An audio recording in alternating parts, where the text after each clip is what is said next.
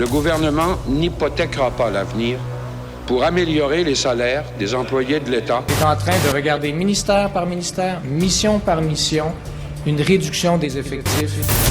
L'objectif, c'est de réduire la bureaucratie, d'éliminer le gaspillage. Depuis des décennies, on entend les politiciens prôner le néolibéralisme, parler d'austérité et de la dévalorisation des services publics. Cela fait en sorte que ça a accentué les problèmes d'accessibilité et la gratuité des services publics, mais également une dévalorisation des conditions de travail dans les ministères et organismes.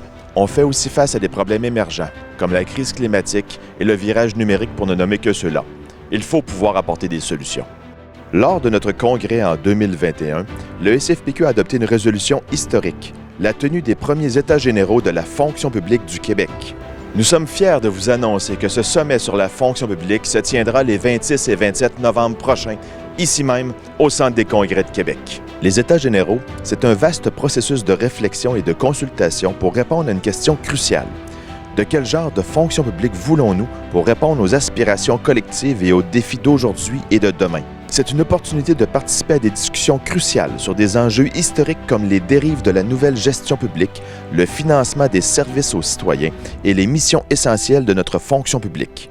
Mais ce n'est pas tout. Nous aborderons également des défis contemporains comme le virage numérique et des pistes politiques pour améliorer les conditions de travail des employés des ministères et organismes et la qualité de nos services publics. Ce sommet ne se limitera pas uniquement au monde syndical. En plus du SFPQ et de l'invitation lancée à tous les syndicats de la fonction publique, une quarantaine de représentantes et représentants d'organisations de la société civile ont également été invités à y participer. La participation, on la veut large. Elle doit refléter l'importance des enjeux, mais aussi l'importance des décisions qui découleront du sommet. Ces décisions auront un impact direct sur l'avenir de nos combats politiques. Lors de ce grand rassemblement, il y aura des panels et des ateliers sur les crises que traverse la fonction publique.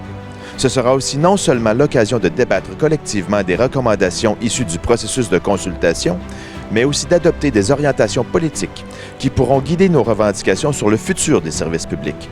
Vos sections recevront bientôt des invitations à participer. N'hésitez pas à consulter le site web du SFPQ pour obtenir plus d'informations sur les États généraux. Il sera mis à jour à quelques reprises d'ici le sommet de novembre. C'est un rendez-vous à Québec les 26 et 27 novembre prochains.